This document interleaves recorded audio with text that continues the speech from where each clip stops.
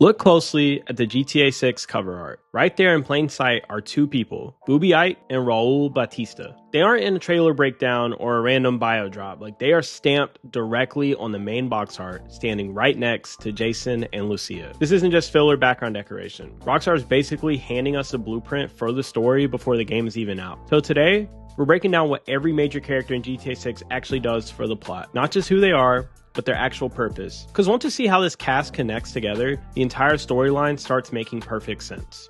So let's start with the biggest shift in the game's dynamic. GTA 5 gave us three protagonists who could barely stand each other half the time. GTA 6 is flipping the script on this entirely, with this game being based around a couple made up of Jason Duval and Lucia Caminos. Rockstar is pretty clearly leaning into the heavy, classic Bonnie and Clyde sort of vibe, and Lucia is the first female lead of the HD GTA universe. Looking at their official backgrounds, the conflict between the two becomes pretty obvious. So Jason grew up around local grifters, he did a stint in the army, and he ended up right back where he started, smuggling drugs in the Keys, and he's more than comfortable to just chill and live under the radar.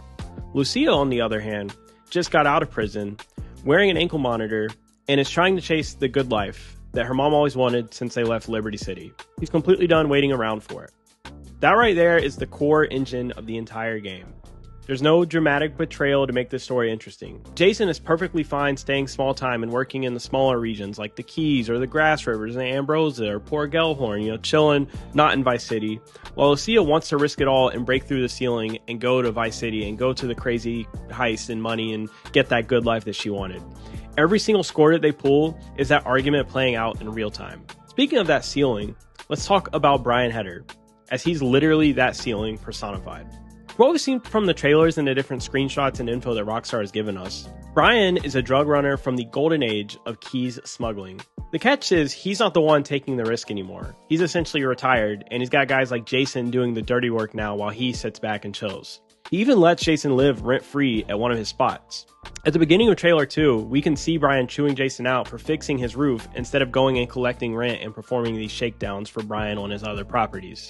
Honestly, that's a pretty big hint. Jason's essentially being paid in housing to just stay small and be obedient and not pursue greater things. So Brian basically represents that comfortable life and comfort zone for Jason.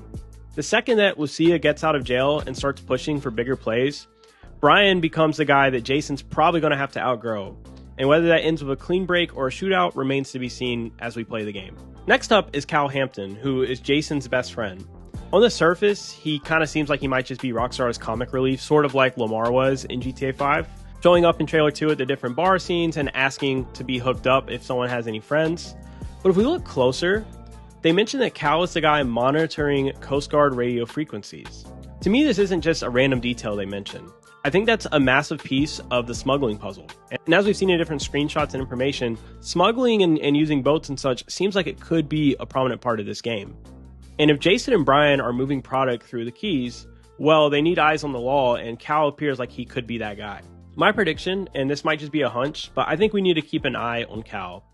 I have a feeling that Rockstar's going to set up the funny, eccentric character who's just kind of chilling and listening to police scanners to knowing way more to the main story and everything than we might think. So I wouldn't sleep on him.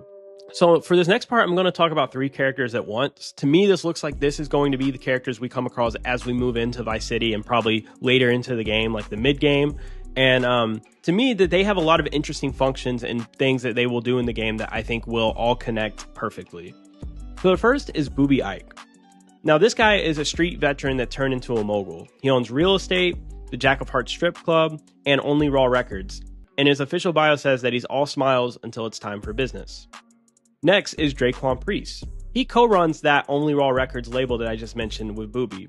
He's a hustler and he dealt drugs to fund his music dream, not because he loves the lifestyle. And finally, Real Dimes. Now this is a viral rap duo who blew up on social media and secured a major hit single 5 years before the game starts, and they are for this Only Raw Records label that we mentioned previously. So why does all this matter?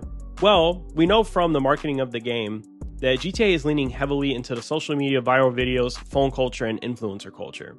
I suspect the Real Dimes aren't just going to be background NPCs with this music thing going on. I think there's a big chance that this group of NPCs will be used to introduce a core gameplay mechanic. teaching you social media, the influencer culture, because I don't think that those social media clips were placed in trailer 1 by accident. I do think social media, and we've even had rumors and potential leaks on this topic as well, that social media will be an aspect in this game.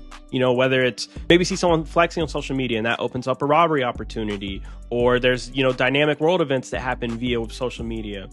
I think that there's going to be something to this. I do think that Real Dimes and Dracon Priest could be a way that they introduce this kind of social media and influencer culture and how it might affect the game. And I'm sure there will be great music subplots as well. And remember, as mentioned, Booby Ike is right there on the official cover art. He's going to be a massive player in this game, and I suspect he will probably be a mid-game boss that we answer to and do missions for. Speaking of the official cover art, that brings us back to another name that we need to talk about, which is Raul Batista.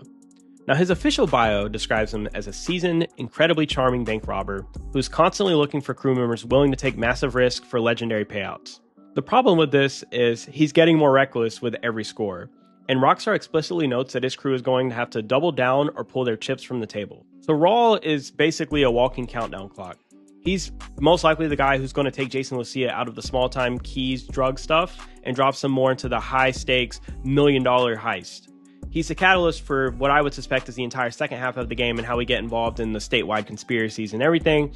And given his spot on the cover art and his bio, he's going to drive the plot forward in a way that really changes the game. Okay, so now that we've got a lot of the core characters covered, it's time for a hot take that might get me cooked in the comments, but just hear me out on this. I think a lot of people assume that Jason and Lucia might just end up betraying each other. You know, in GTA 5, as we know with the ending, someone dies, Red Dead Redemption 2, like, it's pretty standard that there's going to be deaths when it comes to the ending, right? But I think that Rockstar is not going to go down this road this time. Rockstar has hammered the concepts of trust, loyalty, and riding together all over the marketing. And I just think the theme is being pushed so hard before launch. I feel like they're trying to set it up to be expected that a betrayal or something will happen at the end. But I think they're actually going to do the opposite here. I think that Jason and Lucia will end up getting a happy ending in the game instead of betraying each other. Obviously, that's like pure speculation. And we'll definitely get some incredibly tense moments where they almost fall through and everything like that. You know, maybe there's a time where Lucia could get arrested again, or Jason, you know, it wants to go back to their regular life. I don't know exactly what it is, but I do think the game will end with them making it out together, however that works. I think the real twist is that Rockstar is going to subvert our expectations and actually have them stay loyal and work out in the end.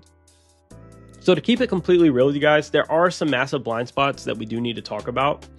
We still have zero official confirmation of the main antagonist.